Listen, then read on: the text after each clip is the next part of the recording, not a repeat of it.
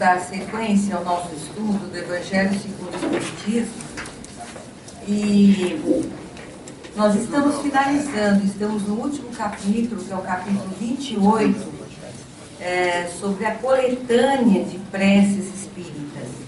Aqui nós vamos encontrar várias sugestões de prece que concentram todas as situações que nós estudamos nos capítulos anteriores, nas passagens de Jesus, nas lições que estão ali concentradas.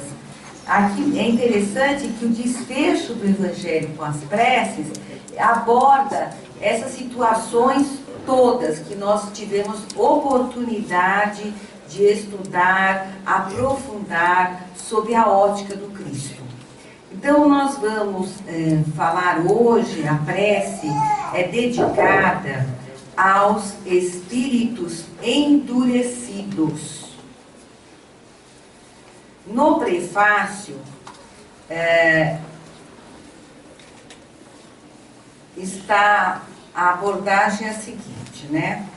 Os maus espíritos são aqueles que o arrependimento ainda não tocou, que se comprazem no mal e nele não concebem nenhum remorso, que são insensíveis às censuras, repelem a prece e frequentemente blasfemam contra o nome de Deus.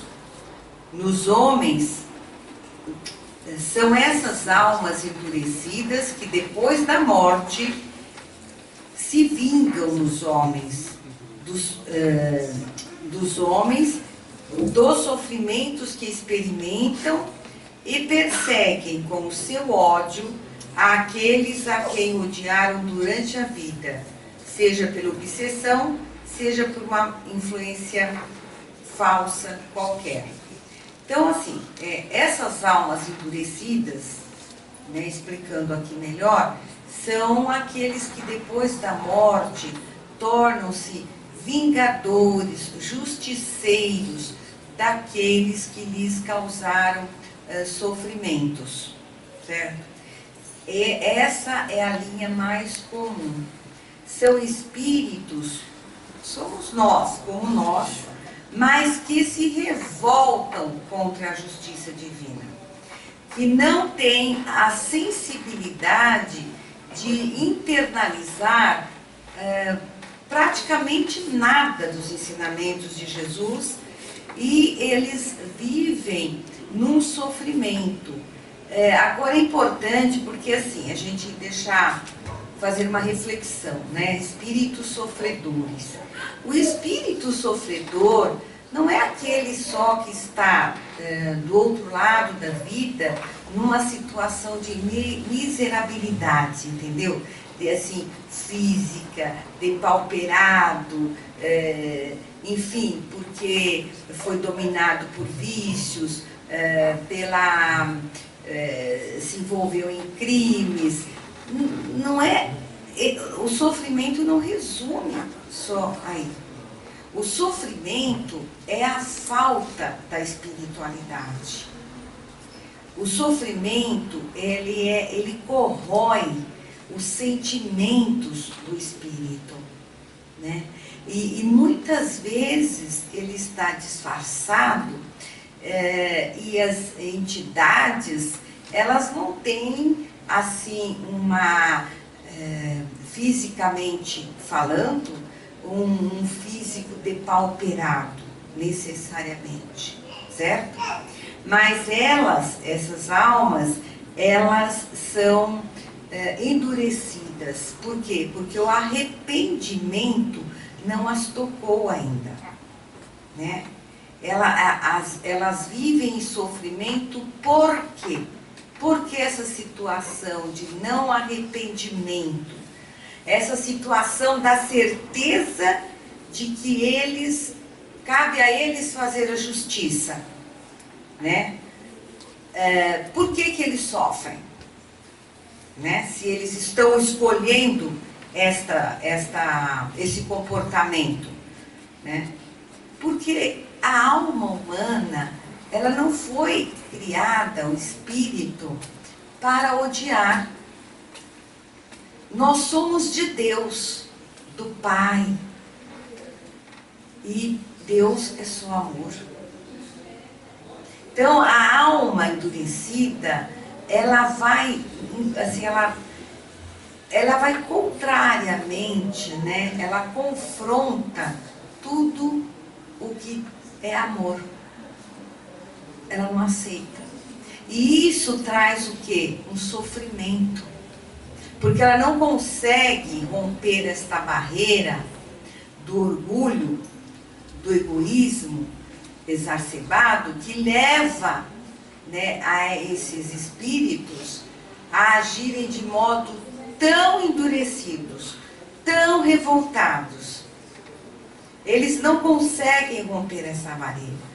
E o sofrimento advém exatamente desta teimosia em permanecer nesta situação, porque eles estão contrários ao objetivo para o qual eles foram criados. Deus, ele é serenidade, ele é tudo completo em Deus, é tudo maravilhoso, é tudo, cada coisa do seu lugar, é harmonia. E nós, espíritos medianos, hoje, né, que buscamos essa espiritualidade, e nos nossos tropeços, nossos erros, nós, sim, nos sensibilizamos com a harmonia de Deus, né? Nós sentimos muitas vezes essa harmonia, esta perfeição, no sorriso de uma criança, na natureza. Nós somos capazes disso.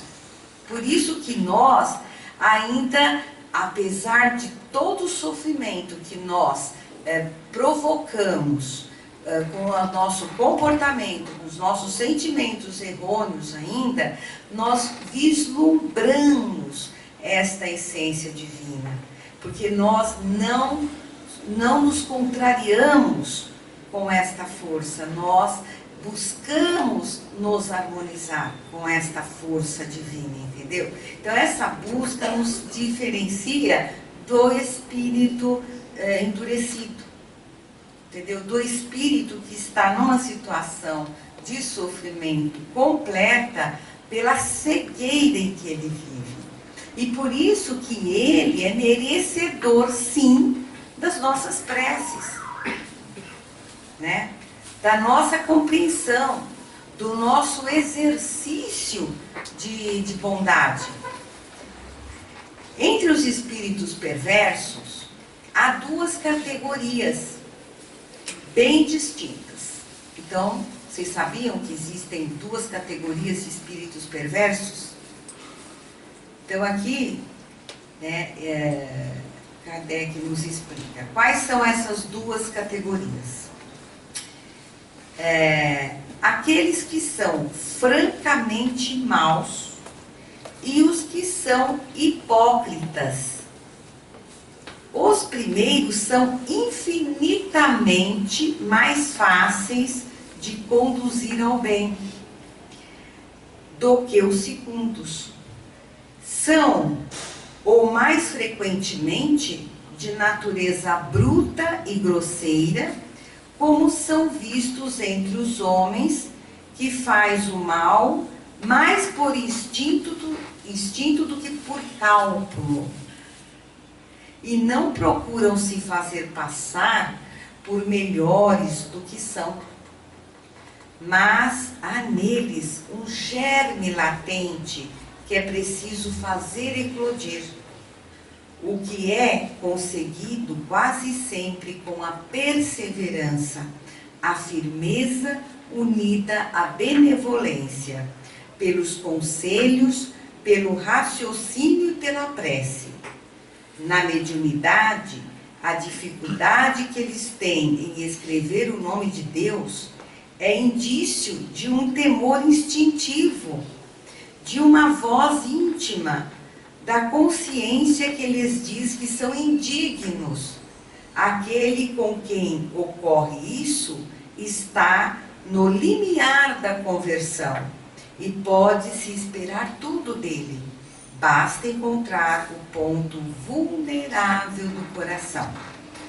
Então, veja bem, nesta primeira categoria estão, sim, são espíritos grosseiros, brutos, mas que eles têm um germe, entendeu? Um germe de uma lucidez da sua essência.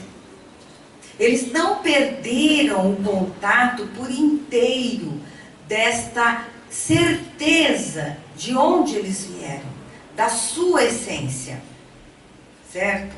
Está ali latente, aquele amor está ali latente, pronto para eclodir. E normalmente eles têm também uma situação, quando eles se comunicam, de constrangimento ao se reportar a Deus, porque eles não se sentem dignos da misericórdia de Deus, eles não se sentem dignos de que Deus o perdoará, né, os perdoará. Eles têm esse temor, certo? Então eles são declarados.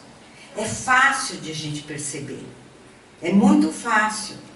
E da mesma maneira que é fácil a gente perceber um espírito com esta característica, e daí nos abrirmos, né, em boa vontade, pela prece, pelo diálogo, pela boa vontade de ajudá-los, né? Por quê que é essa facilidade? Porque eles são altamente, eles se autodeclaram, né?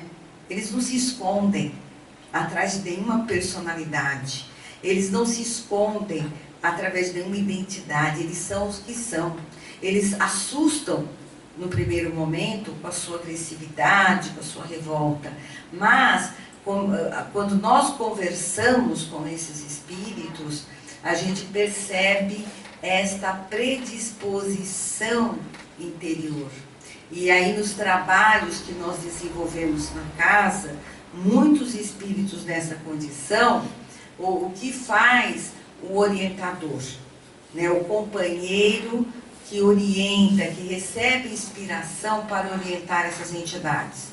Ele vai conduzindo a entidade exatamente visando alcançar este ponto vulnerável do seu coração, né? Para que ele perceba, para que ele se abra à espiritualidade, à verdade. Então é muito, ele diz aqui, infinitamente mais fácil de lidar. E qual é a segunda categoria? Né? Os espíritos hipócritas. São quase sempre muito inteligentes, ao contrário dos outros, que são grosseiros, que não têm tanta cultura, então, às vezes não têm tanta cultura, são abrutalhados, enfim. Os hipócritas, eles são muito inteligentes, mas não têm no coração nenhuma fibra sensível. Nada os toca. Simulam todos os bons sentimentos para captar confiança. E ficam felizes quando encontram todos os que os aceitam como santos. Santos espíritos. E que eles podem governar à vontade. O nome de Deus, longe de lhes inspirar o menor temor, lhes serve de máscara para cobrir as suas torpezas. No mundo invisível, como no mundo visível, os hipócritas são os seres mais perigosos, porque agem na sombra e deles não se desconfia. Eles têm as aparências da fé, mas não é a fé sincera. Então aí nós temos um problema seríssimo. Né? Nós conhecemos muitas seitas, né? Até se a gente não conhece profundamente, já um dia vimos nos jornais, né? Seitas que têm os seus líderes, né? Que conduzem toda uma comunidade às mais absurdas atitudes, até o suicídio, né? Como a gente, no caso, que agora não lembro o nome. Reverendo Mon, né? Reverendo Mon, né? Então, como esses, temos outros tantos líderes. E assim, esses líderes, eles são guiados, eles fazem parte de uma falange. A diferença é que eles estão encarnados, mas eles são guiados por uma falange, né? Por líderes espirituais, exatamente com essas características. Quando se fala de Deus, eles não correm, não. Eles se acham íntimos de Deus, porque eles são quase que semideuses também, percebe? Então eles são hipócritas, eles trabalham em nome de Deus e se aproveitam da ingenuidade alheia. E no plano espiritual, alguns livros trazem muitas... discorrem muito sobre esses falsos líderes. Alguns desses, até, a gente sabe, são advindos da própria igreja, né? Então, a época, assim, o tempo da Inquisição e da época que antecedeu a Inquisição, ela foi, assim, um criadouro dessas almas, entendeu? Essas almas insensíveis, que trazem dentro de si assim, a ânsia pelo poder, pela dominação, conhecem perfeitamente as Escrituras, né? E se revoltam contra Deus. Se revoltam contra o próprio Cristo, né? E governam falanges no baixo umbral, nas trevas, enfim, nos abismos. Então nós temos, por exemplo, no livro Libertação, nós temos o caso de Gregório, né? E Gregório, que obsedava a moça, né? Que tinha toda uma ligação e aquele ódio fermentando, e ele não obsedava diretamente, porque ele tinha muitos comandados, né? E todos esses comandados eram espíritos endurecidos e liderados por Gregório, que foi um bispo, né? E nas trevas dirigia esta falange. Mas o que eu quero dizer aqui é o seguinte: eis aí um cuidado muito grande que as casas espíritas têm que ter, né? Então é assim, nas casas espíritas, muitas pessoas, né, nós temos aqui na nossa casa, assim, algumas convicções, né, e orientações que vêm de longa data, né? Nós não estamos aqui para fazer política, né, para concorrer com nada. Fazemos o nosso trabalho, cada um como sabe, como pode, né, e zela-se para ter zero, né, para ter zero de fenomenologias, né? A gente vem aqui, é uma casa de amor, de caridade e de estudo, né? Então, junto com quem? Com Cristo, baseado no Evangelho, ponto final. Aí o cuidado das casas espíritas, por quê? Porque as organizações, quando a gente fala em organizações humanas, logo a gente pensa, né, numa organização, onde você tem uma liderança, onde você tem departamentos, onde você tem trabalhos, né, núcleos, células de trabalho dentro de uma organização. É comum que os homens venham se organizar. Claro, aqui também nós temos uma presidência, temos uma organização, né, mínima necessária para o nosso trabalho. Porém, a gente tem que ter muito cuidado com quem nos lidera do lado de lá, né? Porque assim, o que não falta são os espíritos hipócritas, tá? Então, muitas vezes, eles podem cercar com a roupagem de respeito, né, de mentores respeitáveis, conhecendo profundamente o Evangelho, né? E, na verdade, não é o objetivo deles que a casa espírita ela fique fiel ao Evangelho. Pelo contrário, aí eles vão trabalhando o quê? Vão mexendo com a cabeça das pessoas, né? Trabalhando a vaidade, trabalhando as fraquezas dos dirigentes, né? Das pessoas. Aí quando vê a casa espírita já está uma muvuca, né? Já estão se atritando politicamente e já tem gente tomando partido e tem gente já tem desvio de dinheiro, já tem campanha, né? E aí, como que se faz? O objetivo do Cristo está sendo alcançado?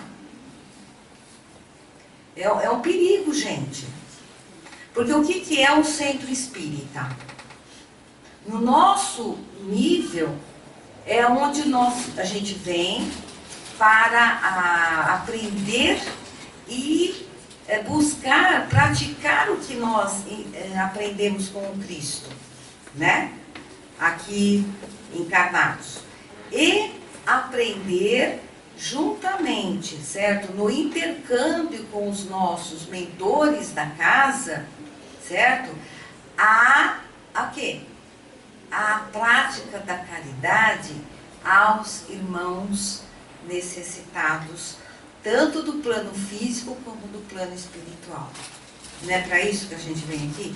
A casa espírita, gente, ela tem que ser imaculada no que diz respeito à intenção, ao seu sentimento, à sua conduta, certo? Problemas nossos, a gente tem que deixar lá fora, né? Assim, as nossas idiosincrasias, aquilo que nós temos que trabalhar no nosso ego, certo? E nós temos que trabalhar, mas não é para trazer o ego aqui para dentro. Entendeu? Aqui é para a gente ser o quê? Praticar a humildade, né?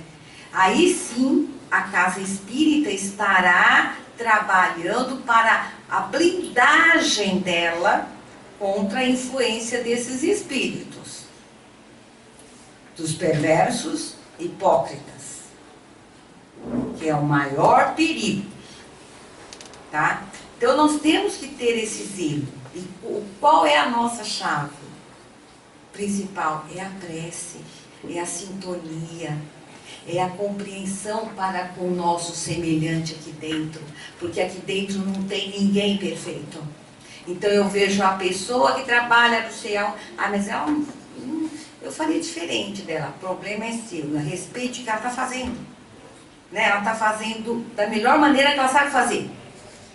Então a gente não tem que ficar criticando um ao outro, certo? A gente tem que aprender, tem que ir praticando isso, entendeu?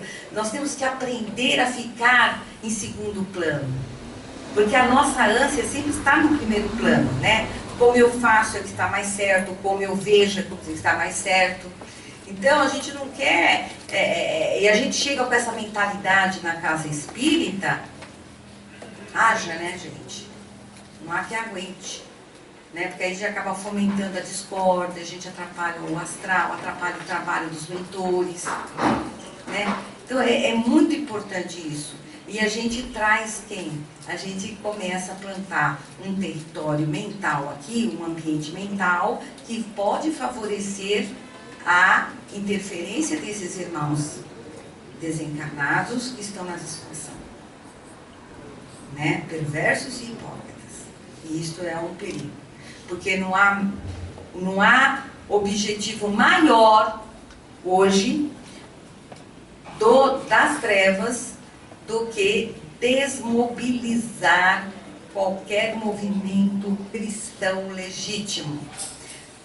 Este movimento inclui principalmente a casa espírita, porque a gente aqui nesse casa espírita, a gente não tem o véu dos dogmas, né? As coisas são compreendidas, entendidas e percebidas como são. Nós não nos escondemos atrás de dogmas. Nós já lidamos com isso no passado. Chega. Então nós temos uma clareza dentro do Espiritismo, né? Mas eles não querem. Qual que é o nosso trabalho, então? Orai e vigiai. E falando em oração, aí tem a prece.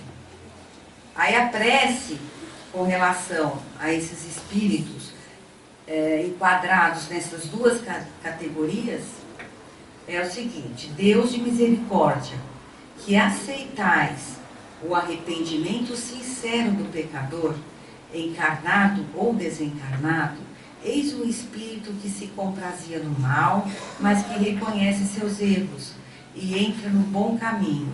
Dignai, ó Deus, recebê-lo como um filho pródigo e perdoá-lo, e perdoai-lhe.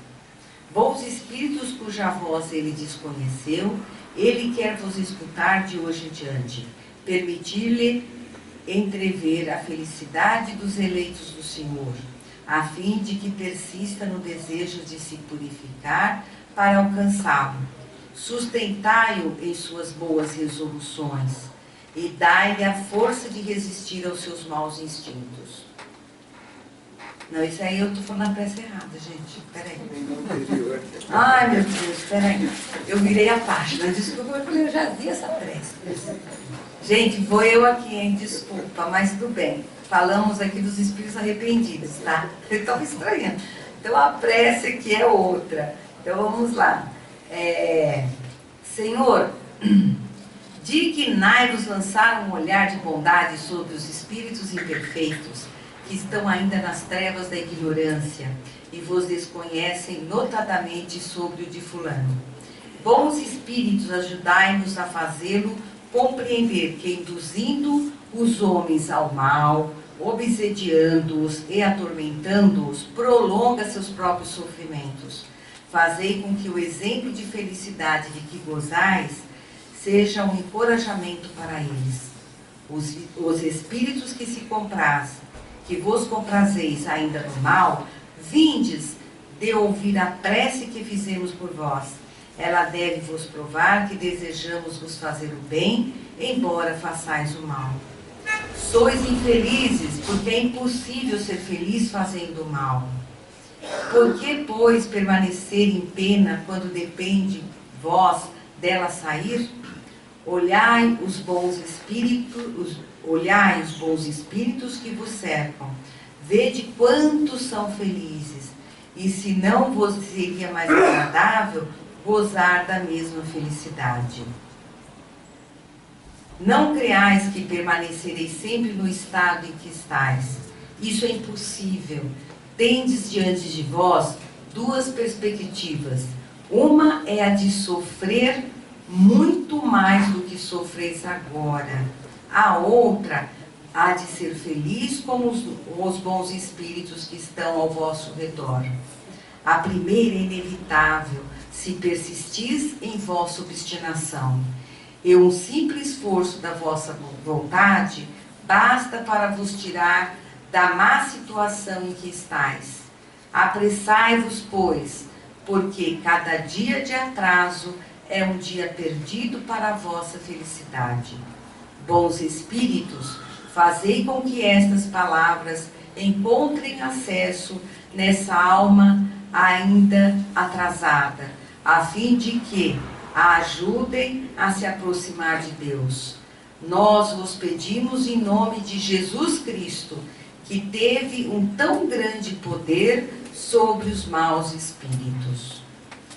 Eu dei uma puladinha aqui para ir no ponto final da prece, para lembrar o seguinte: Jesus, quantas passagens nós temos, né, que ele lidou com essas entidades, né?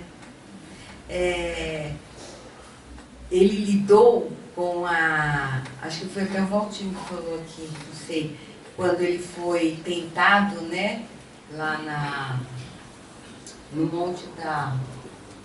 Quando ele foi tentado, onde? No Monte da Oliveira? Ele foi tentado, lembra? Então, no deserto. No deserto. Ele foi tentado. E interessante, foi o Valtinho que fez essa abordagem, que vem ao encontro.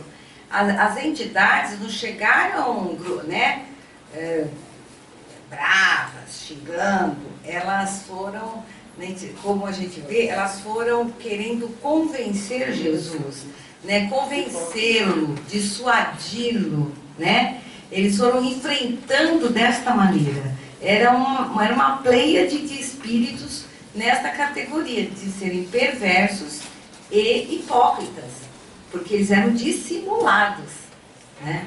E Jesus, então, os enfrentou com tanta galardia, com toda superioridade, né?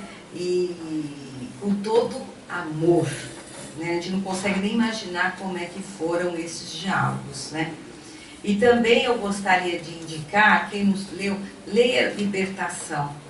Libertação tem vários conceitos aqui do orientador do André Luiz, que é o Rúbio, e assim, as explicações que ele dá para as situações desses espíritos que estão nesta condição são muito interessantes e profundas.